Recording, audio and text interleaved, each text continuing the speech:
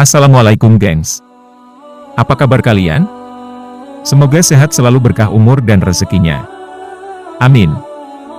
Balik lagi di channel Zia Official. Sebelum kita memulai pembahasan kali ini, jangan lupa subscribe, like, and share ya gengs. Terima kasih, selamat menonton.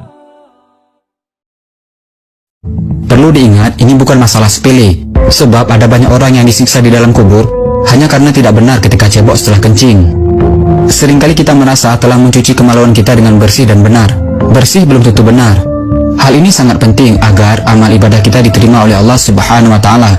Terutama, sholat kita tidak akan diterima oleh Allah jika kemaluan bekas kencing kita tidak benar-benar suci saat kita cebok. Dari Abdullah bin Abbas radhiyallahu anhu, dia berkata, Nabi Muhammad SAW melewati dua kuburan, lalu beliau bersabda, sesungguhnya kedua mayit di dalam kubur ini disiksa, dan tidaklah keduanya disiksa dalam perkara yang berat untuk ditinggalkan. Jenazah yang pertama, dia disiksa karena dulu tidak bersih ketika cebok dari buang air kecil. Adapun jenazah yang kedua disiksa karena dia dulu sering melakukan namimah atau adu domba.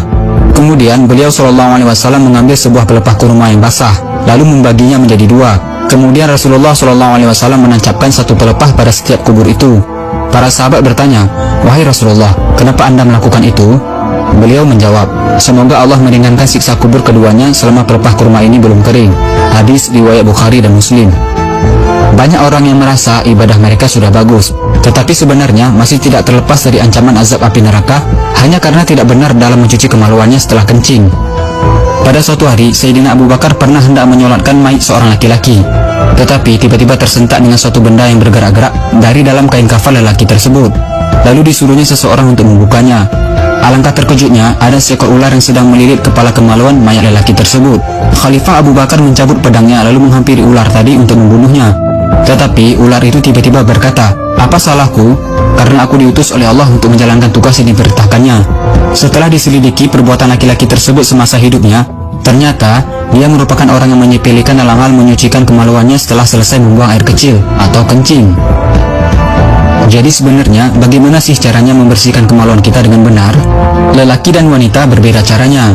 Bukan hanya sekedar dibasuh dengan air dan asal-asalan begitu saja.